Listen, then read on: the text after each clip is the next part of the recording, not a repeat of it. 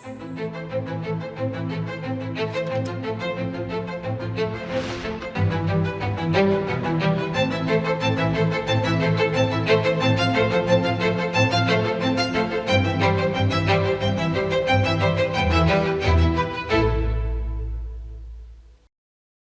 ಪ್ರೀತಿಯ ದೇಶವಾಸಿಗಳೆಲ್ಲರಿಗೂ ನಮಸ್ಕಾರ. ಮನ್ ಕಿ ಬಾತ್ ಕಾರ್ಯಕ್ರಮಕ್ಕೆ ಮತ್ತೊಮ್ಮೆ ನಿಮ್ಮೆಲ್ಲರಿಗೂ ಸ್ವಾಗತ. ಈ ಮಾರ್ಚ್ ತಿಂಗಳು ಜಾಗತಿಕ ಮಟ್ಟದಲ್ಲಿ ಬಹಳಷ್ಟು ಕೋಲಾಹಲದಿಂದ ಕೂಡಿತ್ತು ಎಂದು ಹೇಳಬಹುದು. ನಮ್ಮೆಲ್ಲರಿಗೂ ನೆನಪಿದೆ, ಇಡೀ ವಿಶ್ವವು ಭೂತಕಾಲದಲ್ಲಿ ಕೋವಿಡ್ ಕಾರಣದಿಂದಾಗಿ ಬಹಳ ದೀರ್ಘಕಾಲದವರೆಗೆ ಅನೇಕಾನೇಕ ಸಮಸ್ಯೆಗಳನ್ನು ಎದುರಿಸಿತ್ತು. ಕರೋನಾದ ಸಂಕಷ್ಟದಿಂದ ಹೊರಬಂದ ನಂತರ ಈ ಜಗತ್ತು ಹೊಸ ಹುರುಪಿನೊಂದಿಗೆ ಪ್ರಗತಿಯ ಹಾದಿಯಲ್ಲಿ ಮುಂದೆ ಸಾಗುತ್ತದೆ ಎನ್ನುವುದು ನಮ್ಮೆಲ್ಲರ ನಿರೀಕ್ಷೆಯಾಗಿತ್ತು. ಆದರೆ ಜಗತ್ತಿನ ಬೇರೆ ಬೇರೆ ಪ್ರದೇಶಗಳಲ್ಲಿ ನಿರಂತರವಾಗಿ ಯುದ್ಧ ಮತ್ತು ಸಂಘರ್ಷದ ಪರಿಸ್ಥಿತಿಗಳು ನಿರ್ಮಾಣವಾಗುತ್ತಾ ಹೋದವು. ಪ್ರಸ್ತುತ ನಮ್ಮ ನೆರೆಹೊರೆಯಲ್ಲಿ ಕಳೆದ ಒಂದು ತಿಂಗಳಿಂದ ಭೀಕರವಾದ ಯುದ್ಧ ನಡೆಯುತ್ತಿದೆ. ನಮ್ಮ ಲಕ್ಷಾಂತರ ಕುಟುಂಬಗಳ ಸಂಬಂಧಿಕರು ಈ ದೇಶಗಳಲ್ಲಿ ವಾಸಿಸುತ್ತಿದ್ದಾರೆ. ವಿಶೇಷವಾಗಿ ಗಲ್ಫ್ ದೇಶಗಳಲ್ಲಿ ಕೆಲಸ ಮಾಡುತ್ತಿದ್ದಾರೆ. ನಾನು ಗಲ್ಫ್ ದೇಶಗಳಿಗೆ ಆಭಾರಿಯಾಗಿದ್ದೇನೆ. ಅವರು 1 ಕೋಟಿಗೂ ಹೆಚ್ಚು ಭಾರತೀಯರಿಗೆ ಅಲ್ಲಿ ಎಲ್ಲ ರೀತಿಯ ನೆರವು ನೀಡುತ್ತಿದ್ದಾರೆ. ಸ್ನೇಹಿತರೆ, ಪ್ರಸ್ತುತ ಯಾವ ಪ್ರದೇಶದಲ್ಲಿ ಯುದ್ಧ ನಡೆಯುತ್ತಿದೆಯೋ ಆ ಪ್ರದೇಶವು ನಮ್ಮ ಇಂಧನ ಅಗತ್ಯಗಳ ಒಂದು ಬಹುದೊಡ್ಡ ಕೇಂದ್ರವಾಗಿದೆ. ಈ ಕಾರಣದಿಂದಾಗಿ ಇಡೀ ಪ್ರಪಂಚದಾದ್ಯಂತ ಪೆಟ್ರೋಲ್ ಮತ್ತು ಡೀಸೆಲ್ ವಿಷಯದಲ್ಲಿ ಒಂದು ಬಿಕ್ಕಟ್ಟಿನ ಪರಿಸ್ಥಿತಿ ನಿರ್ಮಾಣವಾಗುತ್ತಿದೆ. ನಮ್ಮ ಜಾಗತಿಕ ಸಂಬಂಧ, ಬೇರೆ ಬೇರೆ ದೇಶಗಳಿಂದ ಸಿಗುತ್ತಿರುವ ಸಹಕಾರ ಮತ್ತು ಕಳೆದ ಒಂದು ದಶಕದಲ್ಲಿ ದೇಶವು ಗಳಿಸಿರುವ ಸಾಮರ್ಥ್ಯದ ಕಾರಣದಿಂದಾಗಿ ಭಾರತ ಈ ಪರಿಸ್ಥಿತಿಗಳನ್ನು ಧೈರ್ಯದಿಂದ ಎದುರಿಸುತ್ತಿದೆ. ಗೆಳೆಯರೇ, ಖಂಡಿತವಾಗಿಯೂ ಇದು ಒಂದು ಸವಾಲಿನ ಸಮಯವಾಗಿದೆ. ನಾನು ಮನ್ ಕಿ ಬಾತ್ ಕಾರ್ಯಕ್ರಮದ ಮೂಲಕ ಎಲ್ಲ ದೇಶವಾಸಿಗಳಿಗೆ ಮತ್ತೊಮ್ಮೆ ಆಗ್ರಹಿಸುವುದು ಏನೆಂದರೆ, ನಾವೆಲ್ಲರೂ ಒಗ್ಗಟ್ಟಾಗಿ ಈ ಸವಾಲಿನಿಂದ ಹೊರಬರಬೇಕಾದ ಅಗತ್ಯವಿದೆ. ಈ ವಿಷಯದ ಮೇಲೂ ಯಾರೆಲ್ಲ ರಾಜಕೀಯ ಮಾಡುತ್ತಿದ್ದಾರೋ ಅವರು ಮೊದಲು ಅದನ್ನು ಬಿಡಬೇಕು. ಏಕೆಂದರೆ ಇದು 140 ಕೋಟಿ ದೇಶವಾಸಿಗಳ ಹಿತಾಸಕ್ತಿಗೆ ಸಂಬಂಧಿಸಿದ ವಿಷಯ. ಇದರಲ್ಲಿ ಸ್ವಾರ್ಥ ರಾಜಕೀಯಕ್ಕೆ ಸ್ಥಾನವಿಲ್ಲ. ಇಂತಹ ಸಮಯದಲ್ಲಿ ಯಾರು ವದಂತಿಗಳನ್ನು ಹರಡುತ್ತಿದ್ದಾರೋ ಅವರು ದೇಶಕ್ಕೆ ಬಹಳ ದೊಡ್ಡ ನಷ್ಟವನ್ನುಂಟು ಮಾಡುತ್ತಿದ್ದಾರೆ. ನಾನು ದೇಶವಾಸಿಗಳಿಗೆ ಮನವಿ ಮಾಡುತ್ತೇನೆ, ನೀವು ಜಾಗೃತರಾಗಿರಬೇಕು. ವದಂತಿಗಳಿಗೆ ಕಿವಿಗೊಡಬಾರದು. ಸರ್ಕಾರದ ಕಡೆಯಿಂದ ನಿಮಗೆ ನಿರಂತರವಾಗಿ ಯಾವ ಮಾಹಿತಿಯನ್ನು ನೀಡಲಾಗುತ್ತಿದೆಯೋ ಅದರ ಮೇಲೆ ಭರವಸೆ ಇಟ್ಟು ನಂಬಿಕೆಯಿಂದ ಯಾವುದೇ ಕ್ರಮ ಕೈಗೊಳ್ಳಿ. ನನಗೆ ಪ್ರತಿ ಬಾರಿಯಂತೆ ಈ ಬಾರಿಯೂ ಸಂಪೂರ್ಣ ವಿಶ್ವಾಸವಿದೆ. ನಾವು ಹೇಗೆ ದೇಶದ 140 ಕೋಟಿ ದೇಶವಾಸಿಗಳ ಸಾಮರ್ಥ್ಯದಿಂದ ಹಳೆಯ ಸಂಕಷ್ಟಗಳನ್ನು ಎದುರಿಸಿದ್ದೆವೋ ಅದೇ ರೀತಿ ಈ ಬಾರಿಯೂ ನಾವೆಲ್ಲರೂ ಒಟ್ಟಾಗಿ ಸೇರಿ ಈ ಕಠಿಣ ಪರಿಸ್ಥಿತಿಯಿಂದ ಬಹಳ ಉತ್ತಮ ರೀತಿಯಲ್ಲಿ ಹೊರಬರುತ್ತೇವೆ. ಪ್ರೀತಿಯ ದೇಶವಾಸಿಗಳೇ, ಭಾರತದ ನಿಜವಾದ ಶಕ್ತಿ ಇಲ್ಲಿನ ಕೋಟ್ಯಾಂತರ ಜನರಲ್ಲಿಯೇ ಅಡಗಿದೆ. ಇಂದು ಮನ್ ಕಿ ಬಾತ್ನಲ್ಲಿ ದೇಶವಾಸಿಗಳ ಜನಭಾಗವಹಿಸುವಿಕೆಯ ಭಾವನೆಯನ್ನು ಪ್ರದರ್ಶಿಸುವಂತಹ ಒಂದು ಪ್ರಯತ್ನದ ಬಗ್ಗೆ ಹೇಳಲು ಬಯಸುತ್ತೇನೆ. ಆ ಪ್ರಯತ್ನವೆಂದರೆ ಜ್ಞಾನ ಭಾರತಂ ಸರ್ವೆ. ಇದರ ಸಂಬಂಧ ನಮ್ಮ ಮಹಾನ್ ಸಂಸ್ಕೃತಿ ಮತ್ತು ಸಮೃದ್ಧವಾದ ಸಾಂಸ್ಕೃತಿಕ ಪರಂಪರೆಯೊಂದಿಗಿದೆ. ಇದರ ಮುಖ್ಯ ಉದ್ದೇಶ ದೇಶದಾದ್ಯಂತ ಇರುವ ಮ್ಯಾನುಸ್ಕ್ರಿಪ್ಟ್ಸ್ ಅಂದರೆ ಹಸ್ತಪ್ರತಿಗಳ ಬಗ್ಗೆ ಮಾಹಿತಿಯನ್ನು ಸಂಗ್ರಹಿಸುವುದಾಗಿದೆ. ಈ ಸರ್ವೆ ಜೊತೆ ಸಂಪರ್ಕ ಸಾಧಿಸಲು ಇರುವ ಮಾಧ್ಯಮವೆಂದರೆ ಜ್ಞಾನ ಭಾರತಂ ಆ್ಯಪ್. ಒಂದು ವೇಳೆ ನಿಮ್ಮ ಬಳಿ ಯಾವುದೇ ಮ್ಯಾನುಸ್ಕ್ರಿಪ್ಟ್ ಇದ್ದರೆ, ಹಸ್ತಪ್ರತಿ ಇದ್ದರೆ ಅಥವಾ ಅದರ ಬಗ್ಗೆ ನಿಮಗೆ ಮಾಹಿತಿ ಇದ್ದರೆ ಅದರ ಫೋಟೋವನ್ನು ಜ್ಞಾನ ಭಾರತಂ ಆ್ಯಪ್ನಲ್ಲಿ ಖಂಡಿತವಾಗಿ ಹಂಚಿಕೊಳ್ಳಿ. ಪ್ರತಿಯೊಂದು ನಮೂದಿಗೆ ಸಂಬಂಧಿಸಿದ ಮಾಹಿತಿಯನ್ನು ದಾಖಲಿಸುವ ಮೊದಲು ಅದನ್ನು ದೃಢೀಕರಿಸಲಾಗುತ್ತಿದೆ. ಇದು ಸಂತಸದ ವಿಷಯವಾಗಿದೆ.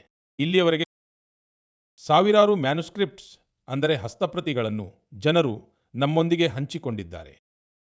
ಉದಾಹರಣೆಯಾಗಿ ಹೇಳುವುದಾದರೆ, ಅರುಣಾಚಲ ಪ್ರದೇಶದ ನಾಮ್ಸಾಯಿಯ ಚಾನಂತಿ ಸಿಂಗ್ ಲೋವಾಂಗ್ಜಿ ಅವರು ಸಾಯಿ ಲಿಪಿಯಲ್ಲಿ ಹಸ್ತಪ್ರತಿಗಳನ್ನು ಹಂಚಿಕೊಂಡಿದ್ದಾರೆ.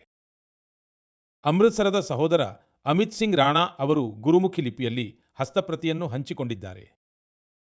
ಇದು ನಮ್ಮ ಮಹಾನ್ ಸಿಖ್ ಸಂಪ್ರದಾಯ ಮತ್ತು ಪಂಜಾಬಿ ಭಾಷೆಗೆ ಸಂಬಂಧಿಸಿದ ಲಿಪಿಯಾಗಿದೆ. ಕೆಲವು ಸಂಸ್ಥೆಗಳು ಪಾಮ್ ಲೀಫ್ ಅಂದರೆ ತಾಳೆಗರಿಗಳ ಮೇಲೆ ಬರೆಯಲಾದ ಮ್ಯಾನುಸ್ಕ್ರಿಪ್ಟ್ ಅನ್ನು ನಮಗೆ ನೀಡಿವೆ. ರಾಜಸ್ಥಾನದ ಅಭಯ್ ಜೈನ್ ಗ್ರಂಥಾಲಯವು ತಾಮ್ರದ ಫಲಕಗಳ ಮೇಲೆ ಬರೆದ ಬಹಳ ಹಳೆಯ ಹಸ್ತಪ್ರತಿಗಳನ್ನು ಹಂಚಿಕೊಂಡಿದೆ. ಅದೇ ರೀತಿ ಲಡಾಖ್ನ ಹೆಮಿಸ್ ಮೊನಾಸ್ಟ್ರಿಯು ಟಿಬೇಟಿಯನ್ ಭಾಷೆಯಲ್ಲಿರುವ ಬಹು ಅಮೂಲ್ಯವಾದ ಹಸ್ತಪ್ರತಿಗಳ ಕುರಿತು ಮಾಹಿತಿ ನೀಡಿದೆ. ನಾನು ಇಲ್ಲಿ ಕೇವಲ ಕೆಲವು ಉದಾಹರಣೆಗಳನ್ನು ಮಾತ್ರ ನೀಡಿದ್ದೇನೆ. ಈ ಸಮೀಕ್ಷೆಯು ಜೂನ್ ತಿಂಗಳ ಮಧ್ಯದವರೆಗೂ ಮುಂದುವರಿಯಲಿದೆ. ನಿಮ್ಮ ಸಂಸ್ಕೃತಿಗೆ ಸಂಬಂಧಿಸಿದ ವಿಷಯಗಳನ್ನು ಮುನ್ನೆಲೆಗೆ ತಂದು ಎಲ್ಲರೊಂದಿಗೆ ಹಂಚಿಕೊಳ್ಳಿ ಎಂದು ನಿಮ್ಮೆಲ್ಲರನ್ನೂ ಆಗ್ರಹಿಸುತ್ತೇನೆ. ಪ್ರೀತಿಯ ದೇಶಬಾಂಧವರೇ, ಭಾರತವು ಇಡೀ ವಿಶ್ವದಲ್ಲಿಯೇ ಅತ್ಯಂತ ಯುವ ದೇಶವಾಗಿದೆ. ದೇಶದ ಯುವಕರ ಶಕ್ತಿಯು ಯಾವಾಗ ರಾಷ್ಟ್ರ ನಿರ್ಮಾಣದಲ್ಲಿ ಸೇರಿಕೊಳ್ಳುತ್ತದೆಯೋ ಆಗ ಬಹಳ ದೊಡ್ಡ ಸಹಾಯವಾಗುತ್ತದೆ.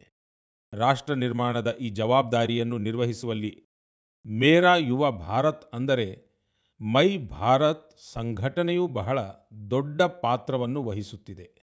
ಈ ಸಂಘಟನೆಯು ದೇಶದ ಯುವಕರನ್ನು ಬೇರೆ ಬೇರೆ ಸಕಾರಾತ್ಮಕ ಚಟುವಟಿಕೆಗಳೊಂದಿಗೆ ಜೋಡಿಸುವ ಕೆಲಸ ಮಾಡುತ್ತಿದೆ.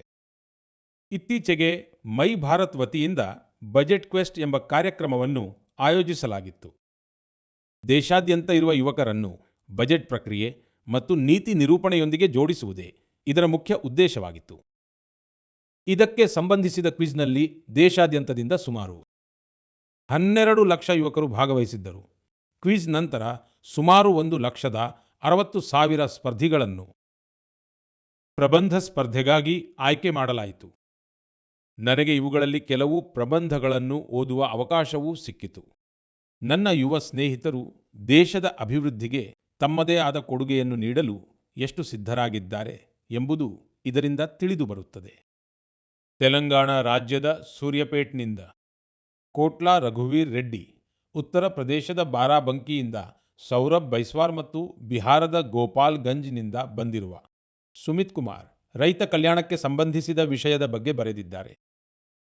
ಪಂಜಾಬ್ನ ಮೊಹಾಲಿಯಿಂದ ಆಂಚಲ್ ಮತ್ತು ಒಡಿಶಾದ ಕೇಂದ್ರಪಾಡಾದಿಂದ ಓಂ ಪ್ರಕಾಶ್ ರಥ್ ಮಹಿಳಾ ನೇತೃತ್ವದ ಅಭಿವೃದ್ಧಿಯನ್ನು ಮುನ್ನಡೆಸುವ ವಿಧಾನಗಳ ಬಗ್ಗೆ ತಮ್ಮ ಅಭಿಪ್ರಾಯ ವ್ಯಕ್ತಪಡಿಸಿದ್ದಾರೆ. ಹಸಿರು ಮತ್ತು ಸ್ವಚ್ಛ ಭಾರತವೇ ಸಮೃದ್ಧ ಭಾರತದ ಮಾರ್ಗವಾಗಿದೆ ಎಂದು ಹರಿಯಾಣದ ಯಮುನಾನಗರದ ಪ್ರಥಮ್ ಬ್ರಾರ್ ಬರೆದಿದ್ದಾರೆ. ಇದರಿಂದ ಅವರ ಆಳವಾದ ಚಿಂತನೆ ತಿಳಿಯುತ್ತದೆ. ಗ್ರಾಮೀಣ ಪ್ರದೇಶಗಳಲ್ಲಿನ ಕ್ರೀಡಾ ಪ್ರತಿಭೆಗಳನ್ನು ಗುರುತಿಸುವುದಕ್ಕಾಗಿ ಇನ್ನಷ್ಟು ಹೆಚ್ಚಿನ ಪ್ರಯತ್ನಗಳು ನಡೆಯಬೇಕು ಎಂದು ದೆಹಲಿಯ ಶಂಕ್ ಗುಪ್ತಾ ಸಲಹೆ ನೀಡಿದ್ದಾರೆ. ನಮ್ಮ ಯುವ ಸ್ನೇಹಿತರು ಕೌಶಲ್ಯ ಅಭಿವೃದ್ಧಿ ಮತ್ತು ಈಸ್ ಆಫ್ ಡೂಯಿಂಗ್ ಬಿಸಿನೆಸ್ ಬಗ್ಗೆಯೂ ಸಹ ತಮ್ಮ ಅಭಿಪ್ರಾಯಗಳನ್ನು ಹಂಚಿಕೊಂಡಿದ್ದಾರೆ. ತಮ್ಮ ಐಡಿಯಾಗಳನ್ನು ಹಂಚಿಕೊಳ್ಳುತ್ತಿರುವ ಆ ಎಲ್ಲ ಯುವಕರನ್ನು ನಾನು ಶ್ಲಾಘಿಸುತ್ತೇನೆ. ಈ ಆಲೋಚನೆಗಳು ದೇಶವನ್ನು ಮುಂದೆ ಕೊಂಡೊಯ್ಯುವಲ್ಲಿ ಬಹಳ ಮುಖ್ಯವಾಗಿವೆ. ನನ್ನ ಪ್ರೀತಿಯ ದೇಶವಾಸಿಗಳೇ, ದೇಶಾದ್ಯಂತದ ಕ್ರಿಕೆಟ್ ಅಭಿಮಾನಿಗಳಲ್ಲಿ ಈ ತಿಂಗಳು ಜೋಶ್ ಮತ್ತು ಉತ್ಸಾಹ ತುಂಬಿ ತುಳುಕುತ್ತಿತ್ತು. ಯಾವಾಗ ಭಾರತವು T20 ವಿಶ್ವಕಪ್ನಲ್ಲಿ ಐತಿಹಾಸಿಕ ಜಯವನ್ನು ದಾಖಲಿಸಿತೋ ಆಗ ದೇಶದಾದ್ಯಂತ ಸಂತಸದ ಅಲೆ ಹರಿಯಿತು. ನಮ್ಮ ತಂಡದ ಈ ಭರ್ಜರಿ ಯಶಸ್ಸಿನ ಬಗ್ಗೆ ನಮ್ಮೆಲ್ಲರಿಗೂ ಬಹಳ ಹೆಮ್ಮೆ ಇದೆ. ಕಳೆದ ತಿಂಗಳ ಕೊನೆಯಲ್ಲಿ ಕರ್ನಾಟಕದ ಹುಬ್ಬಳ್ಳಿಯಲ್ಲಿ ಬಹಳವೇ ರೋಚಕವಾದ ಪಂದ್ಯವೊಂದನ್ನು ನೋಡಲು ಸಿಕ್ಕಿತು. ಈ ಸ್ಪರ್ಧಾತ್ಮಕ ಪಂದ್ಯವನ್ನು ಗೆಲ್ಲುವುದರೊಂದಿಗೆ ಜಮ್ಮು ಮತ್ತು ಕಾಶ್ಮೀರದ ಕ್ರಿಕೆಟ್ ತಂಡವು ಪ್ರತಿಷ್ಠಿತ ರಣಜಿ ಟ್ರೋಫಿಯನ್ನು ತನ್ನದಾಗಿಸಿಕೊಂಡಿದೆ. ಅತ್ಯಂತ ಸಂತೋಷದ ವಿಷಯವೆಂದರೆ ಸುಮಾರು 7 ದಶಕಗಳ ಸುದೀರ್ಘ ಕಾಯುವಿಕೆಯ ನಂತರ ಈ ತಂಡವು ತನ್ನ ಮೊಟ್ಟಮೊದಲ ರಣಜಿ ಪ್ರಶಸ್ತಿಯನ್ನು ತನ್ನದಾಗಿಸಿಕೊಂಡಿದೆ. ಈ ಅಭೂತಪೂರ್ವ ಯಶಸ್ಸು ಆಟಗಾರರ ಅನೇಕ ವರ್ಷಗಳ ನಿರಂತರ ಪ್ರಯತ್ನಗಳ ಪರಿಣಾಮವಾಗಿದೆ. ತಂಡದ ನಾಯಕ ಪಾರಸ್ ಡೋಗ್ರಾ ಅದ್ಭುತ ಕೌಶಲ್ಯವನ್ನು ಪ್ರದರ್ಶಿಸಿದರು. ತಮ್ಮ ನಾಯಕತ್ವದ ಮೂಲಕ ಈ ಗೆಲುವಿನಲ್ಲಿ ಅವರು ಪ್ರಮುಖ ಕೊಡುಗೆ ನೀಡಿದ್ದಾರೆ. ಇಂದು ದೇಶದಾದ್ಯಂತ ಕಾಶ್ಮೀರದ ಯುವ ಬೌಲರ್ ಆಕಿಬ್ ನಬಿ ಅವರ ಪ್ರದರ್ಶನದ ಬಗ್ಗೆಯೂ ಕೂಡ ಚರ್ಚೆ ನಡೆಯುತ್ತಿದೆ. ಅವರು ಈ ರಣಜಿ ಸೀಸನ್ನಲ್ಲಿ ಒಟ್ಟು 60 ವಿಕೆಟ್ಗಳನ್ನು ಪಡೆದುಕೊಂಡಿದ್ದಾರೆ. ಈ ವಿಜಯದಿಂದಾಗಿ ತಂಡದ ಆಟಗಾರರು ಮತ್ತು ಕೋಚಿಂಗ್ ಸಿಬ್ಬಂದಿಯ ಜೊತೆಗೆ ಜಮ್ಮು ಮತ್ತು ಕಾಶ್ಮೀರದ ಜನರು ಕೂಡ ಬಹಳಷ್ಟು ರೋಮಾಂಚನಗೊಂಡಿದ್ದಾರೆ. ಕ್ರಿಕೆಟ್ ಮೈದಾನದಲ್ಲಿನ ಈ ಅದ್ಭುತ ಪ್ರದರ್ಶನದ ನಂತರ ಅಲ್ಲಿನ ಯುವಕರಲ್ಲಿ ಕ್ರೀಡೆಗಳ ಬಗ್ಗೆ ಇರುವ ಉತ್ಸಾಹವು ಇನ್ನಷ್ಟು ಹೆಚ್ಚಾಗಿದೆ. ಮುಂಬರುವ ಸಮಯದಲ್ಲಿ ಇದು ಅನೇಕ ಯುವಜನರು ಕ್ರೀಡೆಯನ್ನು ತಮ್ಮದಾಗಿಸಿಕೊಳ್ಳಲು ಪ್ರೇರೇಪಿಸಲಿದೆ. ಜಮ್ಮು ಮತ್ತು ಕಾಶ್ಮೀರದ ಜನರಲ್ಲಿ ಕ್ರೀಡೆಗಳ ಬಗ್ಗೆ ಮೊದಲಿನಿಂದಲೂ ಒಂದು ಅದ್ಭುತ ಉತ್ಸಾಹವಿದೆ. ಈಗ ಇದು ದೊಡ್ಡ ಕ್ರೀಡಾಕೂಟಗಳ ಕೇಂದ್ರವಾಗುತ್ತಿರುವುದು ನನಗೆ ಸಂತೋಷ ತಂದಿದೆ. ಖೇಲೋ ಇಂಡಿಯಾ ವಿಂಟರ್ ಗೇಮ್ಸ್ಗಾಗಿ ಗುಲ್ಮಾರ್ಗ್ ಈಗಾಗಲೇ ತನ್ನದೇ ಆದ ಗುರುತನ್ನು ಪಡೆದುಕೊಂಡಿದೆ. ಫುಟ್ಬಾಲ್ನಂತಹ ಕ್ರೀಡೆಗಳು ಕೂಡ ಇಲ್ಲಿನ ಯುವಕರ ನಡುವೆ ಸಾಕಷ್ಟು ಜನಪ್ರಿಯವಾಗಿವೆ. ಮುಂಬರುವ ಸಮಯದಲ್ಲಿ ಜಮ್ಮು ಮತ್ತು ಕಾಶ್ಮೀರದ ಆಟಗಾರರ ಈ ವಿಜಯದ ಸರಣಿಯು ಇದೇ ರೀತಿ ಮುಂದುವರಿಯುತ್ತದೆ ಎಂದು ನಾನು ಆಶಿಸುತ್ತೇನೆ. ನನ್ನ ಪ್ರೀತಿಯ ದೇಶಬಾಂಧವರೇ, ನಾನು ಆಗಾಗ ಹೇಳುತ್ತಿರುತ್ತೇನೆ, ಯಾರು ಆಡುತ್ತಾರೋ ಅವರು ಅರಳುತ್ತಾರೆ. ಯಾವ ಕ್ರೀಡೆಗಳು ಮೊದಲು ಅಷ್ಟೊಂದು ಜನಪ್ರಿಯವಾಗಿರಲಿಲ್ಲವೋ ಆ ಕ್ರೀಡೆಗಳನ್ನು ಕೂಡ ದೇಶದ ಯುವಕರು ಈಗ ಹೆಚ್ಚು ಅಳವಡಿಸಿಕೊಳ್ಳುತ್ತಿರುವುದನ್ನು ನೋಡಿ ನನಗೆ ಸಂತೋಷವಾಯಿತು. ಉತ್ತರ ಪ್ರದೇಶದ ಪ್ರತಿಭಾವಂತ ಅಥ್ಲೀಟ್ ಗುಲ್ವೀರ್ ಸಿಂಗ್ ಅವರು ಅಂತಹದ್ದೇ ಒಂದು ಕ್ರೀಡೆಯಲ್ಲಿ ಅದ್ಭುತ ಸಾಧನೆ ಮಾಡಿದ್ದಾರೆ. ಅವರು ಕೆಲವು ವಾರಗಳ ಹಿಂದೆ ನಡೆದ ನ್ಯೂಯಾರ್ಕ್ ಸಿಟಿ ಹಾಫ್ ಮ್ಯಾರಥಾನ್ನಲ್ಲಿ 3ನೇ ಸ್ಥಾನವನ್ನು ಗಳಿಸಿ ಇತಿಹಾಸವನ್ನು ಸೃಷ್ಟಿಸಿದ್ದಾರೆ. ಅವರು 1 ಗಂಟೆಗಿಂತಲೂ ಕಡಿಮೆ ಸಮಯದಲ್ಲಿ ಹಾಫ್ ಮ್ಯಾರಥಾನ್ ಪೂರ್ಣಗೊಳಿಸಿದ ಮೊದಲ ಭಾರತೀಯ ಅಥ್ಲೀಟ್ ಎನಿಸಿಕೊಂಡಿದ್ದಾರೆ. ಸ್ಕ್ವಾಷ್ ಆಟಗಾರ್ತಿ ನಮ್ಮ ಮಗಳು ಅನಾಹತ್ ಸಿಂಗ್ ಅವರು ಸ್ಕ್ವಾಷ್ ಆನ್ ಫೈರ್ ಓಪನ್ನ ದೊಡ್ಡ ಅಂತಾರಾಷ್ಟ್ರೀಯ ಪ್ರಶಸ್ತಿಯನ್ನು ತಮ್ಮದಾಗಿಸಿಕೊಂಡಿದ್ದಾರೆ. ಕೇವಲ 17 ವರ್ಷಗಳ ವಯಸ್ಸಿನಲ್ಲಿಯೇ ಅವರು ಈ ಯಶಸ್ಸನ್ನು ಸಾಧಿಸಿದ್ದಾರೆ. ಇದರ ಜೊತೆಗೆ ಅವರು PSA ವರ್ಲ್ಡ್ ರ್ಯಾಂಕಿಂಗ್ನಲ್ಲಿ ಟಾಪ್ 20ರಲ್ಲಿ ಸ್ಥಾನವನ್ನು ಗಳಿಸಿದ ಅತ್ಯಂತ ಕಿರಿಯ ವಯಸ್ಸಿನ ಏಷ್ಯಾದ ಮಹಿಳಾ ಆಟಗಾರ್ತಿ ಎನಿಸಿಕೊಂಡಿದ್ದಾರೆ. ನನಗೆ ಅಸ್ಮಿತಾ ಅಥ್ಲೆಟಿಕ್ಸ್ ಲೀಗ್ನ ಬಗ್ಗೆಯೂ ಕೂಡ ಮಾಹಿತಿ ಲಭಿಸಿದೆ. ಇದರಲ್ಲಿ ಮಾರ್ಚ್ 8ರಂದು ಮಹಿಳಾ ದಿನಾಚರಣೆಯ ಸಂದರ್ಭದಲ್ಲಿ ಅನೇಕ ಕ್ರೀಡಾಕೂಟಗಳನ್ನು ಅದ್ದೂರಿಯಾಗಿ ಆಯೋಜಿಸಲಾಗಿತ್ತು. ಈ ಲೀಗ್ನಲ್ಲಿ ಸುಮಾರು 2 ಲಕ್ಷದಷ್ಟು ಹೆಣ್ಣುಮಕ್ಕಳು ಭಾಗವಹಿಸಿದ್ದರು. ಇದನ್ನು ನೋಡಿದಾಗ ಭಾರತದ ನಾರಿ ಶಕ್ತಿ ದೇಶದಲ್ಲಿ ನಡೆಯುತ್ತಿರುವ ಕ್ರೀಡಾ ಪರಿವರ್ತನೆಯಲ್ಲಿ ಒಂದು ಮಹತ್ವದ ಪಾತ್ರವನ್ನು ವಹಿಸುತ್ತಿದೆ ಎಂದು ಸಂತೋಷವಾಗುತ್ತದೆ. ಸ್ನೇಹಿತರೆ, ನಾನು ಯಾವಾಗಲೂ ನಿಮ್ಮಲ್ಲಿ ಆಗ್ರಹಿಸುವುದು ಏನೆಂದರೆ, ನೀವೆಲ್ಲರೂ ನಿಮ್ಮ ಫಿಟ್ನೆಸ್ ಬಗ್ಗೆ ಖಂಡಿತವಾಗಿಯೂ ಗಮನ ಹರಿಸಬೇಕು. ಅಂತಾರಾಷ್ಟ್ರೀಯ ಯೋಗ ದಿನಕ್ಕೆ ಈಗ 100 ದಿನಗಳಿಗಿಂತ ಕಡಿಮೆ ಸಮಯ ಉಳಿದಿದೆ. ಇಡೀ ಜಗತ್ತಿನಲ್ಲಿ ಯೋಗದ ಬಗ್ಗೆ ಆಕರ್ಷಣೆ ಕೂಡ ನಿರಂತರವಾಗಿ ಹೆಚ್ಚುತ್ತಿದೆ. ಆಫ್ರಿಕಾ ಖಂಡದ ಜಿಬೂಟಿಯಲ್ಲಿ ಅಲ್ಮಿಸ್ ಜಿ ಅವರು ತಮ್ಮ ಅರವಿಂದ ಯೋಗ ಕೇಂದ್ರದ ಮೂಲಕ ಯೋಗವನ್ನು ಪ್ರೋತ್ಸಾಹಿಸುತ್ತಿದ್ದಾರೆ. ಅವರು ಇಲ್ಲಿನ ಹಲವಾರು ಇತರ ಸ್ಥಳಗಳಲ್ಲಿಯೂ ಕೂಡ ಜನರಿಗೆ ಯೋಗ ಕಲಿಸುತ್ತಾರೆ. ನಿಮ್ಮಲ್ಲಿ ಬಹಳಷ್ಟು ಜನರು ಇನ್ಸ್ಟಾಗ್ರಾಮ್ ಕಂಟೆಂಟ್ ಕ್ರಿಯೇಟರ್ ಯುವರಾಜ್ ದುವಾ ಅವರ ಪೋಸ್ಟ್ಗೆ ನಾನು ನೀಡಿದ ಉತ್ತರಕ್ಕೆ ಸಂಬಂಧಿಸಿದಂತೆ ಪ್ರತಿಕ್ರಿಯಿಸಿರುವಿರಿ. ಅವರು ತಮ್ಮ ತಂದೆಯವರು ಸಕ್ಕರೆ ಸೇವನೆಯನ್ನು ಕಡಿಮೆ ಮಾಡಬೇಕೆಂದು ನಾನು ಹೇಳಬೇಕೆಂದು ನನ್ನಲ್ಲಿ ವಿನಂತಿಸಿದ್ದರು. ನನ್ನ ಮನವಿಯು ಅವರ ತಂದೆಯ ಮೇಲೆ ಸಕಾರಾತ್ಮಕ ಪರಿಣಾಮ ಬೀರಿದೆ ಎಂಬುದು ನನಗೆ ಸಂತಸ ತಂದಿದೆ. ನೀವೆಲ್ಲರೂ ಕೂಡ ಸಕ್ಕರೆ ಸೇವನೆಯನ್ನು ಕಡಿಮೆ ಮಾಡಬೇಕೆಂದು ನಾನು ನಿಮ್ಮೆಲ್ಲರಲ್ಲೂ ಆಗ್ರಹಿಸುತ್ತೇನೆ. ಹಾಗೆಯೇ ನಾನು ಈ ಹಿಂದೆಯೇ ಹೇಳಿರುವಂತೆ ನಾವು ಅಡುಗೆ ಎಣ್ಣೆಯ ಬಳಕೆಯಲ್ಲಿ 10% ಕಡಿತವನ್ನು ಕೂಡ ಮಾಡಬೇಕಾಗಿದೆ. ಇಂತಹ ಸಣ್ಣ ಪ್ರಯತ್ನಗಳನ್ನು ಮಾಡುವುದರಿಂದ ನೀವು ಸ್ಥೂಲಕಾಯ ಮತ್ತು ಜೀವನಶೈಲಿ ಸಂಬಂಧಿತ ರೋಗಗಳಿಂದ ದೂರವಿರಲು ಸಾಧ್ಯವಾಗುತ್ತದೆ. ನನ್ನ ಪ್ರೀತಿಯ ದೇಶವಾಸಿಗಳೇ, ನಿಮಗೆಲ್ಲ ತಿಳಿದಿರುವಂತೆ ಒಂದು ಹಳೆಯ ಗಾದೆ ಮಾತಿದೆ, ಕರತ್ ಕರತ್ ಅಭ್ಯಾಸ್ಗೆ ಜಡ್ ಮತ್ ಹೋತ್ ಸುಜಾನ್. ಇದರರ್ಥವೇನೆಂದರೆ, ನಾವು ನಿರಂತರವಾಗಿ ಅಭ್ಯಾಸವನ್ನು ಮಾಡಿದಾಗ ನಾವು ಅಷ್ಟೇ ಹೆಚ್ಚಿನ ಬುದ್ಧಿವಂತಿಕೆಯನ್ನು ಗಳಿಸುತ್ತಾ ಹೋಗುತ್ತೇವೆ. ಜನರು ಕೂಡ ಅತ್ಯುತ್ತಮವಾಗಿ ಕಲಿಯುವುದು ಯಾವಾಗ ಎಂದರೆ ಅವರು ಸಕ್ರಿಯವಾಗಿ ಭಾಗವಹಿಸಿದಾಗ ಮಾತ್ರ. ನನಗೆ ಬೆಂಗಳೂರಿನಲ್ಲಿ ಶಿಕ್ಷಣಕ್ಕೆ ಸಂಬಂಧಿಸಿದ ಒಂದು ವಿಶಿಷ್ಟ ಪ್ರಯತ್ನದ ಬಗ್ಗೆ ಮಾಹಿತಿ ಸಿಕ್ಕಿದೆ. ಇಲ್ಲಿ ಒಂದು ತಂಡವು ಪ್ರಯೋಗ್ ಇನ್ಸ್ಟಿಟ್ಯೂಟ್ ಆಫ್ ಎಜುಕೇಷನ್ ರಿಸರ್ಚ್ ಅನ್ನು ನಡೆಸುತ್ತಿದೆ. ಈ ತಂಡದ ವಿಶೇಷ ಗಮನವು ಸಂಶೋಧನಾ ಯೋಜನೆಗಳ ಮೇಲಿದೆ. ಈ ತಂಡವು ಶಾಲಾ ಮಟ್ಟದಲ್ಲಿ ವಿಜ್ಞಾನ ಶಿಕ್ಷಣವನ್ನು ಜನಪ್ರಿಯಗೊಳಿಸುವಲ್ಲಿ ತೊಡಗಿದೆ. ಅವರು ಅನ್ವೇಷಣ್ ಎಂಬ ಹೆಸರಿನ ಒಂದು ಪ್ರಯೋಗವನ್ನು ಮಾಡಿದ್ದಾರೆ. ಇದರ ಮೂಲಕ 9ನೇ ತರಗತಿಯಿಂದ 12ನೇ ತರಗತಿಯವರೆಗಿನ ವಿದ್ಯಾರ್ಥಿಗಳಿಗೆ ರಸಾಯನಶಾಸ್ತ್ರ, ಭೂವಿಜ್ಞಾನ ಮತ್ತು ವೆಲ್ನೆಸ್ನಂತಹ ಕ್ಷೇತ್ರಗಳಲ್ಲಿ ಆವಿಷ್ಕಾರ ಮಾಡಲು ಅವಕಾಶ ಸಿಗುತ್ತದೆ. ಇದರಿಂದ ವಿದ್ಯಾರ್ಥಿಗಳಿಗೆ ಸಂಶೋಧನೆಯ ಕುರಿತು ಬಹಳ ಉತ್ತಮವಾದ ಅನುಭವ ಸಿಗುತ್ತದೆ. ಅದರ ಜೊತೆಗೆ ತಮ್ಮ ಪ್ರಾಜೆಕ್ಟ್ಗಳನ್ನು ಪ್ರಕಟಿಸಲು ಒಂದು ಉತ್ತಮ ವೇದಿಕೆಯೂ ಕೂಡ ಲಭಿಸುತ್ತದೆ. ಸ್ನೇಹಿತರೆ, ಪರೀಕ್ಷಾ ಪೇ ಚರ್ಚಾ ಸಂದರ್ಭದಲ್ಲಿ ಕೆಲವು ವಿದ್ಯಾರ್ಥಿಗಳು ನನಗೆ ತಾವು ವಿಜ್ಞಾನವನ್ನು ಓದಲು ಬಯಸುತ್ತೇವೆ ಎಂದು ಹೇಳಿದ್ದರು. ಆದರೆ ಅವರಿಗೆ ಅದರಿಂದ ಭಯವೂ ಆಗುತ್ತದೆ. ಈ ದಿಕ್ಕಿನಲ್ಲಿ ಪ್ರಯೋಗ್ ತಂಡದ ಪ್ರಯತ್ನವು ಬಹಳವೇ ಶ್ಲಾಘನೀಯವಾಗಿದೆ. ಈ ಉಪಕ್ರಮವು ವಿದ್ಯಾರ್ಥಿಗಳಿಗೆ ವಿಜ್ಞಾನದೊಂದಿಗೆ ಬೆರೆಯಲು ಮತ್ತು ಪ್ರಾಯೋಗಿಕವಾಗಿ ಏನನ್ನಾದರೂ ಮಾಡಿ ತೋರಿಸಲು ಅವಕಾಶ ನೀಡುತ್ತದೆ. ನಾವು ಸ್ವತಃ ಮಾಡಿ ನೋಡಿದಾಗ ಆಗ ಸಹಜವಾಗಿಯೇ ಕುತೂಹಲ ಮತ್ತು ಆಸಕ್ತಿ ಹುಟ್ಟುತ್ತದೆ. ಯಾರಿಗೆ ತಾನೇ ಗೊತ್ತು, ನನ್ನ ಯುವ ಸ್ನೇಹಿತರಲ್ಲಿಯೇ ಯಾರಾದರೂ ಒಬ್ಬರು ಮುಂಬರುವ ದಿನಗಳಲ್ಲಿ ಒಬ್ಬ ಅತ್ಯುತ್ತಮ ವಿಜ್ಞಾನಿಯಾಗಬಹುದು. ಸ್ನೇಹಿತರೆ, ಶಿಕ್ಷಣ ಮಾಧ್ಯಮದ ಮೂಲಕ ಗತಕಾಲವನ್ನು ಸಂರಕ್ಷಿಸುವ ಮತ್ತು ಭವಿಷ್ಯವನ್ನು ಸಿದ್ಧಪಡಿಸುವ ಒಂದು ಪ್ರಯತ್ನವನ್ನು ನಾಗಾ ಸಮುದಾಯವೂ ಕೂಡ ಮಾಡುತ್ತಿದೆ. ಈ ಸಮುದಾಯದ ಜನರು ತಮ್ಮ ಆದಿವಾಸಿ ಸಂಪ್ರದಾಯಗಳಿಗೆ ಬಹಳಷ್ಟು ಗೌರವವನ್ನು ನೀಡುತ್ತಾರೆ. ಅವರು ಇದರ ಬಗ್ಗೆ ಹೆಮ್ಮೆ ಪಡುತ್ತಾರೆ. ಅದರ ಜೊತೆಗೆ ತಮ್ಮ ದೃಷ್ಟಿಕೋನವನ್ನು ಆಧುನಿಕವಾಗಿಯೂ ಇಟ್ಟುಕೊಂಡಿದ್ದಾರೆ. ನಾಗಾ ಬುಡಕಟ್ಟುಗಳಲ್ಲಿ ಮೊರುಂಗ್ ಲರ್ನಿಂಗ್ ಎನ್ನುವ ಸಾಂಪ್ರದಾಯಿಕ ವ್ಯವಸ್ಥೆ ಇತ್ತು. ಇದರಲ್ಲಿ ಹಿರಿಯರು ತಮ್ಮ ಅನುಭವಗಳ ಆಧಾರದ ಮೇಲೆ ಯುವಕರಿಗೆ ಸಾಂಪ್ರದಾಯಿಕ ಜ್ಞಾನ, ಇತಿಹಾಸ ಹಾಗೂ ಜೀವನ ಕೌಶಲ್ಯಗಳ ಬಗ್ಗೆ ಹೇಳುತ್ತಿದ್ದರು. ಕಾಲಕ್ರಮೇಣ ಈ ಒಂದು ವ್ಯವಸ್ಥೆಯು ಈಗ ಮೊರುಂಗ್ ಕಾನ್ಸೆಪ್ಟ್ ಆಫ್ ಎಜುಕೇಷನ್ ಆಗಿ ಬದಲಾವಣೆಯಾಗಿದೆ. ಇದರ ಮಾಧ್ಯಮದ ಮೂಲಕ ಮಕ್ಕಳಲ್ಲಿ ಗಣಿತ ಮತ್ತು ವಿಜ್ಞಾನದ ವಿಷಯಗಳಲ್ಲಿ ಆಸಕ್ತಿಯನ್ನು ಮೂಡಿಸಲಾಗುತ್ತದೆ.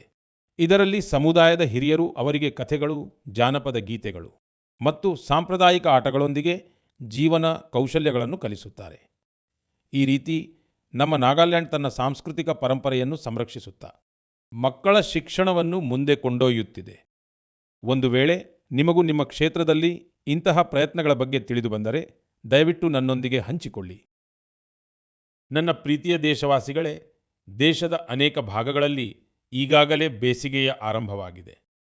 ಅಂದರೆ ಈ ಸಮಯವು ಜಲ ಸಂರಕ್ಷಣೆಯ ನಮ್ಮ ಸಂಕಲ್ಪವನ್ನು ಮತ್ತೊಮ್ಮೆ ಪುನರುಚ್ಚರಿಸುವ ಸಮಯವಾಗಿದೆ.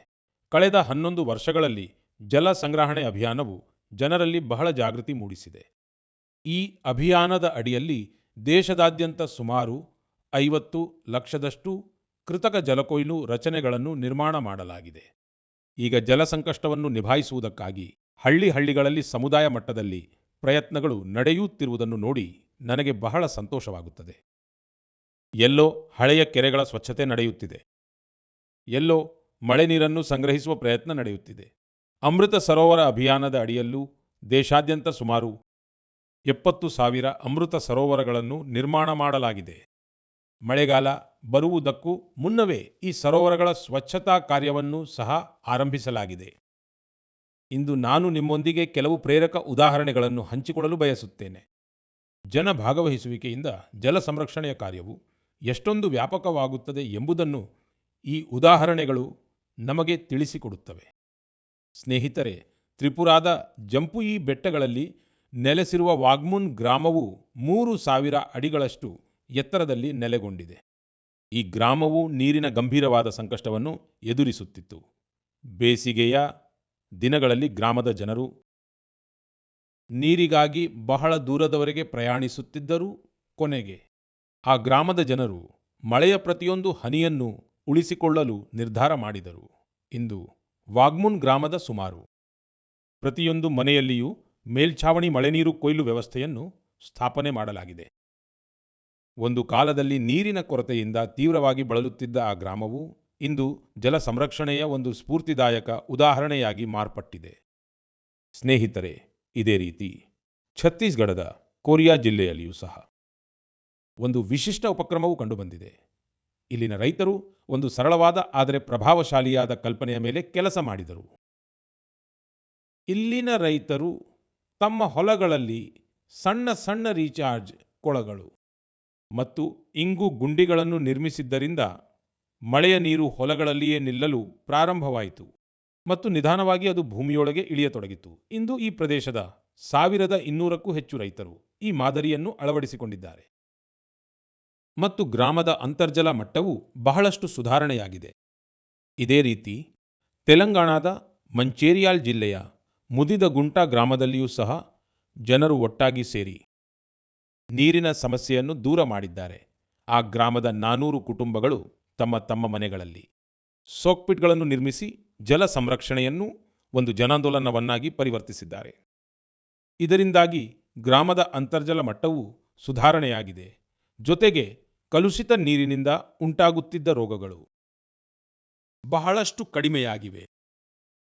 ಪ್ರೀತಿಯ ದೇಶಬಾಂಧವರೇ, ನಮ್ಮ ಮೀನುಗಾರ ಸಹೋದರ ಸಹೋದರಿಯರು ಕೇವಲ ಸಮುದ್ರದ ಯೋಧರಷ್ಟೇ ಅಲ್ಲ, ಬದಲಿಗೆ ಅವರು ಆತ್ಮನಿರ್ಭರ ಭಾರತದ ಒಂದು ಬಲವಾದ ಅಡಿಪಾಯವೂ ಆಗಿದ್ದಾರೆ.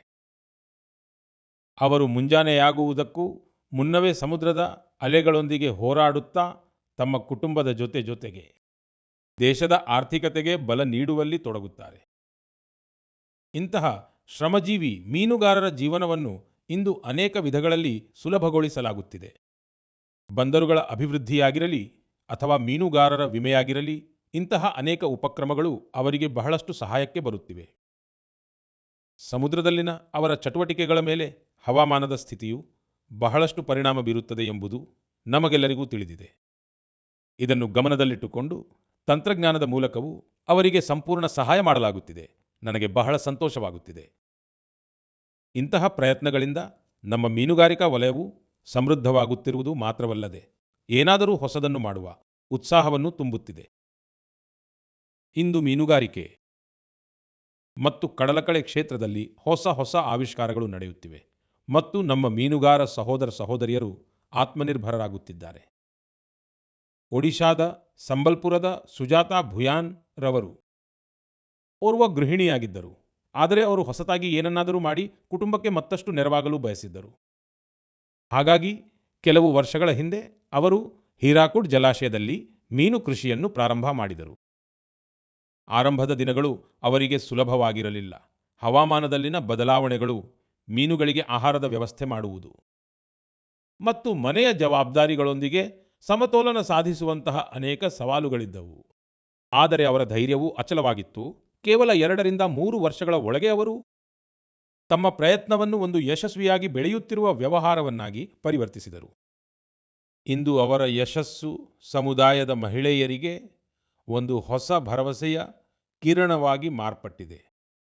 ಸ್ನೇಹಿತರೆ, ಲಕ್ಷದ್ವೀಪದಲ್ಲಿ ಮಿನಿಕೋಯ್ನ ಹವಾ ಗುಲ್ಜಾರ್ಜಿ ಅವರ ಕಥೆ ನಮ್ಮ ತಾಯಂದಿರ ಮತ್ತು ಸಹೋದರಿಯರ ಅಸಾಧಾರಣ ಸಂಕಲ್ಪ ಶಕ್ತಿಯನ್ನು ನಮ್ಮ ಮುಂದಿಡುತ್ತದೆ. ವಾಸ್ತವವಾಗಿ ಅವರು ಒಂದು ಫಿಶ್ ಪ್ರೊಸೆಸಿಂಗ್ ಯೂನಿಟ್ ಅನ್ನು ನಡೆಸುತ್ತಿದ್ದರು. ಆದರೆ ಅವರಿಗೆ ತಮ್ಮ ಬಳಿ ಒಂದು ಉತ್ತಮ ಶೈತ್ಯಾಗಾರ ಇದ್ದರೆ ತಾವು ಇನ್ನಷ್ಟು ಉತ್ತಮವಾಗಿ ಕೆಲಸ ಮಾಡಬಹುದು ಎಂದು ಅನಿಸಿತು. ಹಾಗಾಗಿ ಅವರು ಶೈತ್ಯಾಗಾರ ಘಟಕವನ್ನು ಸ್ಥಾಪಿಸಲು ನಿರ್ಧರಿಸಿದರು. ಇಂದು ಅದೇ ಅವರ ಶಕ್ತಿಯಾಗಿದೆ. ಈಗ ಅವರು ಉತ್ತಮ ಯೋಜನೆಯೊಂದಿಗೆ ವ್ಯಾಪಾರ ಮಾಡಲು ಸಾಧ್ಯವಾಗುತ್ತಿದೆ. ಸ್ನೇಹಿತರೆ, ನಮ್ಮ ದೇಶದಲ್ಲಿ ಇಂದು ಎಲ್ಲ ಕಡೆಯಲ್ಲೂ ಸ್ಫೂರ್ತಿಯನ್ನು ನೀಡುವಂತಹ ಇಂತಹ ಪ್ರಯತ್ನಗಳು ನಡೆಯುತ್ತಿವೆ. ಬೆಳಗಾವಿಯ ನಿವಾಸಿಗಳಾದ ಶಿವಲಿಂಗ ಸತ್ತಪ್ಪ ಹುದ್ದಾರ್ ಸಾಂಪ್ರದಾಯಿಕ ಕೃಷಿಗಿಂತ ವಿಭಿನ್ನವಾದ ಮಾರ್ಗವನ್ನು ಆಯ್ಕೆ ಮಾಡಿಕೊಂಡರು. ಇದಕ್ಕೋಸ್ಕರ ಅವರು ಒಂದು ಪಾಂಡ್ ಫಾರ್ಮ್ ಅನ್ನು ನಿರ್ಮಿಸಿದರು. ಈ ವ್ಯವಹಾರಕ್ಕಾಗಿ ಅವರಿಗೆ ತರಬೇತಿ ಕೂಡ ಸಿಕ್ಕಿತು. ಈಗ ತಮ್ಮ ಪಾಂಡ್ನಿಂದ ಮೀನುಗಳನ್ನು ಮಾರಾಟ ಮಾಡಿ ಅವರು ಉತ್ತಮ ಆದಾಯ ಗಳಿಸುತ್ತಿದ್ದಾರೆ. ಹಾಗೆಯೇ ಕಡಲಕಳೆಯ ಬೇಡಿಕೆಯನ್ನು ಗಮನಿಸಿ ಅನೇಕ ಜನರು ಕಡಲಕಳೆ ಕೃಷಿಯನ್ನು ಸಹ ಅಳವಡಿಸಿಕೊಂಡಿದ್ದಾರೆ. ಇದರಿಂದ ಅವರಿಗೆ ಬಹಳ ಲಾಭವಾಗುತ್ತಿದೆ. ನಾನು ಮತ್ತೆ ಮೀನುಗಾರಿಕಾ ವಲಯಕ್ಕೆ ಸಂಬಂಧಿಸಿದ ಎಲ್ಲರನ್ನೂ ಶ್ಲಾಘಿಸುತ್ತೇನೆ. ನಮ್ಮ ಆರ್ಥಿಕತೆಯನ್ನು ಸಶಕ್ತಗೊಳಿಸುವಲ್ಲಿ ಅವರ ಈ ಪ್ರಯತ್ನವು ಅತ್ಯಂತ ಪ್ರಶಂಸನೀಯವಾಗಿದೆ. ನನ್ನ ಪ್ರೀತಿಯ ದೇಶವಾಸಿಗಳೇ, ಸಮಾಜವೇ ಮುಂದೆ ಬಂದಾಗ ಆಗ ಚಿಕ್ಕ ಚಿಕ್ಕ ಪ್ರಯತ್ನಗಳು ಕೂಡ ದೊಡ್ಡ ಬದಲಾವಣೆಗಳಿಗೆ ಅಡಿಪಾಯವಾಗಿ ಪರಿಣಮಿಸುತ್ತವೆ. ನಮ್ಮ ದೇಶದ ಬೇರೆ ಬೇರೆ ಭಾಗಗಳಲ್ಲಿ ನಮಗೆ ಇದನ್ನೇ ಕಲಿಸಿಕೊಡುವಂತಹ ಅನೇಕ ಉದಾಹರಣೆಗಳು ನಮ್ಮ ಮುಂದೆ ಬರುತ್ತಿವೆ. ಇತ್ತೀಚೆಗೆ ಉತ್ತರ ಪ್ರದೇಶದ ವಾರಣಾಸಿಯಲ್ಲಿ ಒಂದು ಅತ್ಯಂತ ಸ್ಫೂರ್ತಿದಾಯಕ ಪ್ರಯತ್ನವು ನೋಡಲು ಸಿಕ್ಕಿತು. ಅಲ್ಲಿ ಕೇವಲ ಒಂದೇ ಗಂಟೆಯಲ್ಲಿ 2,51,000ಕ್ಕೂ ಅಧಿಕ ಸಸಿಗಳನ್ನು ನೆಡಲಾಯಿತು ಮತ್ತು ಇದರೊಂದಿಗೆ ಒಂದು ಹೊಸ ಗಿನ್ನೆಸ್ ವರ್ಲ್ಡ್ ರೆಕಾರ್ಡ್ ಸ್ಥಾಪನೆಯಾಯಿತು. ಈ ಪ್ರಯತ್ನದ ಅತ್ಯಂತ ವಿಶೇಷವಾದ ವಿಷಯವೇನೆಂದರೆ ಇದರಲ್ಲಿ ಸಾವಿರಾರು ಜನರು ಒಂದೇ ಬಾರಿಗೆ ಕೈ ಜೋಡಿಸಿದ್ದರು. ವಿದ್ಯಾರ್ಥಿಗಳು, ಯುವಕರು, ಸ್ವಯಂ ಸೇವಾ ಸಂಸ್ಥೆಗಳು ಮತ್ತು ವಿವಿಧ ಸಂಘಟನೆಗಳು ಎಲ್ಲರೂ ಒಟ್ಟಾಗಿ ಸೇರಿ ಈ ಕಾರ್ಯವನ್ನು ಸಾಧ್ಯವಾಗುವಂತೆ ಮಾಡಿದರು. ಜನ ಭಾಗವಹಿಸುವಿಕೆಯ ಇದೇ ಸ್ವರೂಪವು ಏಕ್ ಪೇಡ್ ಮಾ ಕೆ ನಾಮ್ ಅಭಿಯಾನದ ಸಮಯದಲ್ಲಿಯೂ ಕಂಡುಬರುತ್ತದೆ. ಈ ಅಭಿಯಾನದ ಅಡಿಯಲ್ಲಿ ದೇಶದಾದ್ಯಂತ ಕೋಟ್ಯಾಂತರ ಸಸಿಗಳನ್ನು ನೆಡಲಾಗಿದೆ. ಸ್ನೇಹಿತರೆ, ನಾಗಾಲ್ಯಾಂಡ್ನ ಚಿಜಾಮಿ ಗ್ರಾಮದಿಂದಲೂ ಒಂದು ಅತ್ಯಂತ ಸ್ಫೂರ್ತಿದಾಯಕ ಪ್ರಯತ್ನ ಬೆಳಕಿಗೆ ಬಂದಿದೆ. ಚಿಜಾಮಿ ಗ್ರಾಮದ ಮಹಿಳೆಯರು ಒಟ್ಟಾಗಿ ಸೇರಿ 150ಕ್ಕೂ ಅಧಿಕ ಪ್ರಕಾರದ ಸಾಂಪ್ರದಾಯಿಕ ಬೀಜಗಳನ್ನು ಸುರಕ್ಷಿತವಾಗಿಡುತ್ತಿದ್ದಾರೆ.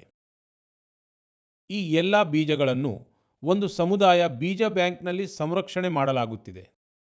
ಇದನ್ನು ಆ ಗ್ರಾಮದ ಮಹಿಳೆಯರೇ ನಡೆಸುತ್ತಿದ್ದಾರೆ. ಇವುಗಳಲ್ಲಿ ಅಕ್ಕಿ, ಸಜ್ಜೆ, ಮೆಕ್ಕೆಜೋಳ, ಬೇಳೆಕಾಳುಗಳು ಮತ್ತು ತರಕಾರಿಗಳು ಸೇರಿವೆ ಮತ್ತು ಅನೇಕ ಬಗೆಯ ಗಿಡಮೂಲಿಕೆಗಳು ಕೂಡ ಸೇರಿವೆ. ಇದು ಎಂತಹ ಪ್ರಯತ್ನವೆಂದರೆ ಇದರಲ್ಲಿ ಜ್ಞಾನವೂ ಕೂಡ ಸುರಕ್ಷಿತವಾಗಿದೆ, ಪರಂಪರೆಯೂ ಕೂಡ ಜೀವಂತವಾಗಿದೆ ಮತ್ತು ಬರಲಿರುವ ಪೀಳಿಗೆಗಳಿಗಾಗಿ ಒಂದು ಬಲಿಷ್ಠ ಅಡಿಪಾಯವೂ ಕೂಡ ಸಿದ್ಧವಾಗುತ್ತಿದೆ. ಸ್ನೇಹಿತರೆ, ಇಂದು ಇಡೀ ಜಗತ್ತು ಹವಾಮಾನ ಬದಲಾವಣೆಯಂತಹ ದೊಡ್ಡ ಸವಾಲುಗಳನ್ನು ಎದುರಿಸುತ್ತಿರುವ ಹೊತ್ತಿನಲ್ಲಿ ಇಂತಹ ಪ್ರಯತ್ನಗಳು ನಮಗೆ ಪರಿಹಾರವು ಯಾವಾಗಲೂ ಎಲ್ಲೋ ದೂರದಲ್ಲಿ ಇರುವುದಿಲ್ಲ ಎಂಬುದನ್ನು ತಿಳಿಸಿಕೊಡುತ್ತವೆ. ಕೆಲವೊಮ್ಮೆ ನಮ್ಮದೇ ಆದ ಸಾಂಪ್ರದಾಯಿಕ ಜ್ಞಾನ ಮತ್ತು ನಮ್ಮ ಸಮುದಾಯದ ಪ್ರಯತ್ನಗಳೇ ನಮಗೆ ಅತ್ಯಂತ ಬಲಿಷ್ಠ ಮಾರ್ಗವನ್ನು ತೋರುತ್ತವೆ. ಪ್ರೀತಿಯ ದೇಶವಾಸಿಗಳೇ, ಇಂದು ನೀವು ದೇಶದ ಯಾವುದೇ ಸಣ್ಣ ಅಥವಾ ದೊಡ್ಡ ನಗರಕ್ಕೆ ಹೋದರೂ ಒಂದು ಬದಲಾವಣೆಯನ್ನು ನೀವು ಖಂಡಿತ ಗಮನಿಸುತ್ತೀರಿ. ನಿಮಗೆ ಬಹಳ ದೊಡ್ಡ ಸಂಖ್ಯೆಯಲ್ಲಿ ಮನೆಗಳ ಛಾವಣಿಯ ಮೇಲೆ ಸೌರ ಫಲಕಗಳು ಕಾಣಿಸುತ್ತವೆ. ಕೆಲವು ವರ್ಷಗಳ ಹಿಂದೆ ಇದು ಎಲ್ಲೋ ಒಂದೋ ಎರಡೋ ಮನೆಗಳ ಮೇಲೆ ಮಾತ್ರ ಕಾಣಸಿಗುತ್ತಿತ್ತು. ಆದರೆ ಇಂದು PM ಸೂರ್ಯಘರ್ ಉಚಿತ ವಿದ್ಯುತ್ ಯೋಜನೆಯಿಂದಾಗಿ ದೇಶದ ಪ್ರತಿಯೊಂದು ಮೂಲೆ ಮೂಲೆಯಲ್ಲಿಯೂ ಕಾಣಲು ಪ್ರಾರಂಭವಾಗಿದೆ. ಈ ಯೋಜನೆಯ ಕಾರಣದಿಂದಾಗಿ ಗುಜರಾತ್ನ ಸುರೇಂದ್ರನಗರ ಜಿಲ್ಲೆಯ ಪಾಯಲ್ ಅವರ ಜೀವನದಲ್ಲಿ ಬಹಳ ದೊಡ್ಡ ಬದಲಾವಣೆ ಆಗಿದೆ. ಅವರು ಸೂರ್ಯ ಪಹಲ್ ಎನ್ನುವ ಕಾರ್ಯಕ್ರಮದ ಮೂಲಕ ಸೋಲಾರ್ ಪವರ್ ಟೆಕ್ನಾಲಜಿಯ ತರಬೇತಿಯನ್ನು ಪಡೆದು 4 ತಿಂಗಳ ಸೋಲಾರ್ PV ಟೆಕ್ನಿಷಿಯನ್ ಕೋರ್ಸ್ ಮುಗಿಸಿದರು. ಈಗ ಅವರು ಓರ್ವ ಕುಶಲ ಸೋಲಾರ್ ಟೆಕ್ನಿಷಿಯನ್ ಆಗಿದ್ದಾರೆ. ಪಾಯಲ್ ಓರ್ವ ಸೋಲಾರ್ ಉದ್ಯಮಿಯಾಗಿ ತಮ್ಮದೇ ಆದ ಗುರುತನ್ನು ಸ್ಥಾಪಿಸುತ್ತಿದ್ದಾರೆ. ಅವರು ಅಕ್ಕಪಕ್ಕದ ಜಿಲ್ಲೆಗಳಲ್ಲಿ ಸೋಲಾರ್ ರೂಫ್ಟಾಪ್ ಇನ್ಸ್ಟಾಲೇಷನ್ ಮಾಡುವ ಕೆಲಸ ಮಾಡುತ್ತಾರೆ. ಇದರಿಂದಾಗಿ ಅವರಿಗೆ ಪ್ರತಿ ತಿಂಗಳು ಸಾವಿರಾರು ರೂಪಾಯಿಗಳಷ್ಟು ಆದಾಯ ಬರುತ್ತದೆ. ಸ್ನೇಹಿತರೆ, ಮೀರತ್ನ ಅರುಣ್ ಕುಮಾರ್ ಕೂಡ ಈಗ ತಮ್ಮ ಪ್ರದೇಶದಲ್ಲಿ ಶಕ್ತಿದಾತರಾಗಿದ್ದಾರೆ. ಇತ್ತೀಚೆಗೆ ದೆಹಲಿಯಲ್ಲಿ ನಡೆದಂತಹ ಒಂದು ಕಾರ್ಯಕ್ರಮದಲ್ಲಿ ಅರುಣ್ ಕುಮಾರ್ ಭಾಗವಹಿಸಿದ್ದರು ಮತ್ತು ತಮ್ಮ ಅನುಭವಗಳನ್ನು ಹಂಚಿಕೊಂಡಿದ್ದರು. ಅವರು ತಾವು ಕೇವಲ ವಿದ್ಯುತ್ ಬಿಲ್ ಉಳಿತಾಯ ಮಾಡುತ್ತಿರುವುದು ಮಾತ್ರವಲ್ಲದೆ ತಮ್ಮ ಹೆಚ್ಚುವರಿ ವಿದ್ಯುತ್ತನ್ನು ಮಾರಾಟ ಮಾಡುತ್ತಿರುವುದಾಗಿಯೂ ತಿಳಿಸಿದ್ದರು. ಸ್ನೇಹಿತರೆ, ಜೈಪುರದ ಮುರಳೀಧರ್ ಅವರ ಯಶಸ್ಸು ಕೂಡ ಇಂತಹುದೇ ಆಗಿದೆ. ಮೊದಲು ಅವರ ಕೃಷಿ ಡೀಸೆಲ್ ಪಂಪ್ ಮೇಲೆ ಅವಲಂಬಿತವಾಗಿತ್ತು. ಪ್ರತಿ ವರ್ಷ ಸಾವಿರಾರು ರೂಪಾಯಿ ಖರ್ಚಾಗುತ್ತಿತ್ತು. ಅವರು ಸೌರ ಪಂಪ್ ಅಳವಡಿಸಿಕೊಂಡಾಗ ಅವರ ಕೃಷಿ ವಿಧಾನವೇ ಬದಲಾಯಿತು. ಈಗ ಅವರಿಗೆ ಇಂಧನದ ಬಗ್ಗೆ ಯಾವುದೇ ಚಿಂತೆ ಇರುವುದಿಲ್ಲ. ನೀರಾವರಿ ಸಮಯಕ್ಕೆ ಸರಿಯಾಗಿ ಆಗುತ್ತದೆ ಮತ್ತು ಅವರ ವಾರ್ಷಿಕ ಆದಾಯವೂ ಹೆಚ್ಚಾಗಿದೆ. ಎಲ್ಲಕ್ಕಿಂತ ಮುಖ್ಯವಾದ ವಿಷಯವೆಂದರೆ ಈಗ ಅವರ ಕುಟುಂಬ ಶುದ್ಧ ಶಕ್ತಿಯೊಂದಿಗೆ ಒಂದು ಉತ್ತಮ ಜೀವನ ನಡೆಸುತ್ತಿದೆ. ಸ್ನೇಹಿತರೆ, PM ಸೂರ್ಯಘರ್ ಉಚಿತ ವಿದ್ಯುತ್ ಯೋಜನೆಯ ಲಾಭವು ಈಗ ಈಶಾನ್ಯದ ಪ್ರದೇಶಗಳಿಗೂ ಕೂಡ ತಲುಪುತ್ತಿದೆ. ತ್ರಿಪುರಾದಲ್ಲಿ ರಿಯಾಂಗ್ ಬುಡಕಟ್ಟಿನ ಅನೇಕ ಗ್ರಾಮಗಳಿದ್ದವು. ಅಲ್ಲಿ ವಿದ್ಯುತ್ನ ಬಹಳ ದೊಡ್ಡ ಸಮಸ್ಯೆ ಇತ್ತು. ಈಗ ಸೋಲಾರ್ ಮಿನಿ ಗ್ರಿಡ್ ಮೂಲಕ ಅಲ್ಲಿನ ಮನೆಗಳಲ್ಲಿ ಬೆಳಕು ತುಂಬಿದೆ. ಅಲ್ಲಿ ಮಕ್ಕಳು ಈಗ ಸಂಜೆಯ ನಂತರವೂ ಓದಿಕೊಳ್ಳಲು ಸಾಧ್ಯವಾಗುತ್ತಿದೆ. ಜನರು ತಮ್ಮ ಮೊಬೈಲ್ಗಳನ್ನು ಚಾರ್ಜ್ ಮಾಡಲು ಸಮರ್ಥರಾಗಿದ್ದಾರೆ ಮತ್ತು ಹಳ್ಳಿಯ ಸಾಮಾಜಿಕ ಜೀವನವೂ ಬದಲಾಗಿದೆ. ಸ್ನೇಹಿತರೆ, ನಮ್ಮ ದೇಶದಲ್ಲಿ ಸೌರಶಕ್ತಿ ಕ್ರಾಂತಿಯ ಇಂತಹ ಅಸಂಖ್ಯಾತ ಉದಾಹರಣೆಗಳು ಸಿಗುತ್ತವೆ. ನೀವು ಕೂಡ ಈ ಮಹಾನ್ ಕ್ರಾಂತಿಯಲ್ಲಿ ಪಾಲ್ಗೊಳ್ಳಿ ಮತ್ತು ಇತರರನ್ನೂ ಇದರಲ್ಲಿ ಸೇರಿಸಿಕೊಳ್ಳಿ. ನನ್ನ ಪ್ರೀತಿಯ ದೇಶಬಾಂಧವರೇ, ಮನ್ ಕಿ ಬಾತ್ ಕಾರ್ಯಕ್ರಮಕ್ಕಾಗಿ ನನಗೆ ಪ್ರತಿ ತಿಂಗಳು ದೇಶದ ವಿವಿಧ ಭಾಗಗಳಿಂದ ಅಸಂಖ್ಯಾತವಾದ ಸಂದೇಶಗಳು ಬರುತ್ತವೆ. ಈ ಸಂದೇಶಗಳಿಂದ ದೂರದ ಪ್ರದೇಶಗಳಲ್ಲಿರುವ ಜನರು ಕೂಡ ಎಷ್ಟು ಆಸಕ್ತಿಯಿಂದ ಈ ಕಾರ್ಯಕ್ರಮವನ್ನು ಕೇಳುತ್ತಾರೆ ಎಂಬುದು ತಿಳಿದು ಬರುತ್ತಿದೆ. ನಿಮ್ಮ ಸಲಹೆಗಳನ್ನು ಓದಿದಾಗ ಇದು ಕೇವಲ ಒಂದು ಕಾರ್ಯಕ್ರಮವಲ್ಲ, ಇದು ನಮ್ಮೆಲ್ಲರ ನಡುವಿನ ಹಂಚಿಕೆಯ ಸಂವಾದವಾಗಿದೆ ಎಂದು ನನಗನ್ನಿಸುತ್ತದೆ. ನಿಮ್ಮ ವಿಚಾರಗಳು, ನಿಮ್ಮ ಅನುಭವಗಳು ಈ ಕಾರ್ಯಕ್ರಮವನ್ನು ನಿರಂತರವಾಗಿ ಇನ್ನೂ ಉತ್ತಮಗೊಳಿಸಲು ಪ್ರೇರಣೆಯನ್ನು ನೀಡುತ್ತವೆ. ನೀವು ನಿಮ್ಮ ಸುತ್ತಮುತ್ತಲಿನ ಪ್ರೇರಕ ಕಥೆಗಳನ್ನು ಹೀಗೆಯೇ ಹಂಚಿಕೊಳ್ಳುತ್ತಾ ಇರಿ. ಬಹುಶಃ ನಿಮ್ಮ ಒಂದು ಸಣ್ಣ ಪ್ರಯತ್ನವು ಬೇರೊಬ್ಬರ ಜೀವನದಲ್ಲಿ ಒಂದು ದೊಡ್ಡ ಬದಲಾವಣೆಯನ್ನು ತರಬಹುದು. ಯಾರಿಗಾದರೂ ಮುಂದೆ ಸಾಗಲು ಹೊಸ ಧೈರ್ಯ ನೀಡಬಹುದು. ಇದೇ ಅಲ್ಲವೇ ರೇಡಿಯೋದ ನಿಜವಾದ ಶಕ್ತಿಯಾಗಿರುವುದು. ಇದು ದೇಶದ ಬೇರೆ ಬೇರೆ ಮೂಲೆಗಳಲ್ಲಿ ಕುಳಿತಿರುವ ಜನರ ಒಂದು ವಿಚಾರ, ಒಂದು ಭಾವನೆ ಮತ್ತು ಒಂದು ಉದ್ದೇಶವನ್ನು ಒಟ್ಟಾಗಿ ಜೋಡಿಸುತ್ತದೆ. ಮುಂದಿನ ತಿಂಗಳು ನಾವು ಮತ್ತೆ ಭೇಟಿಯಾಗೋಣ ಕೆಲವು ಹೊಸ ಪ್ರೇರಕ ವ್ಯಕ್ತಿತ್ವಗಳ ಜೊತೆಗೆ. ನಮಗೆ ಮುಂದೆ ಸಾಗಲು ಹೊಸ ಶಕ್ತಿಯನ್ನು ನೀಡುವಂತಹ ಕೆಲವು ಪ್ರಯತ್ನಗಳೊಂದಿಗೆ. ಅಲ್ಲಿಯವರೆಗೆ ನೀವು ನಿಮ್ಮ ಮತ್ತು ನಿಮ್ಮ ಕುಟುಂಬದ ಬಗ್ಗೆ ಕಾಳಜಿ ವಹಿಸಿ. ಆರೋಗ್ಯವಾಗಿರಿ, ಸಂತೋಷವಾಗಿರಿ. ಧನ್ಯವಾದಗಳು.